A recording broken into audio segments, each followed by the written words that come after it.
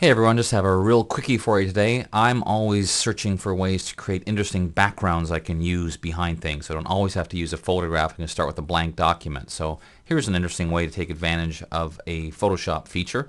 All I've done so far is created two colors, and what I did was I created the first one, and then when I went to create the background color, I clicked on the foreground swatch to be the same one, and then picked a color from the same family. So that way I ended up with basically two colors from the same group, and I've got my gradient tool set to foreground to background. I'm just going to drag a gradient across it like so. I'm going to duplicate this layer, free transform, and I'm just going to hold down the Option or Alt key, which allows me to scale from the center outwards. I'm going to make it slightly smaller and hit enter. Now of course you'll hardly even see the difference because it's almost the same thing, but here's the sort of trick we're going to do. I'm going to load this layer as a selection. This is a very important step. So Command or Control click on it. Now normally when you're free transforming, of course you press, as I just did there, Command or Control T, but this time I'm going to throw in the Option key or Alt key. So it'll be Command Option T on the Mac, Control Alt T for Windows. And you'll see why we do that in a second. Once again, I'm going to hold down the Option or Alt key to scale it slightly smaller, but I'm also going to rotate it and then hit enter to tell it I'm finished.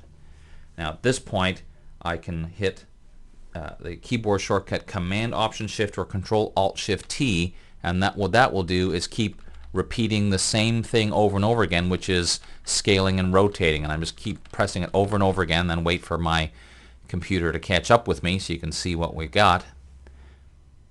And you can start to see the effect. We get a really interesting kind of blended background thing happening because I'm just making many copies of the same thing. But the trick to this again was I made sure that I selected it first. If I didn't select that layer, which I did a moment ago, what would have happened? And I would have ended up with 4,000 layers because it would have made a new layer each time. So when you're doing this, it's vitally important that in the step before you do that first free transformation to start rotating it, make sure you've selected that layer.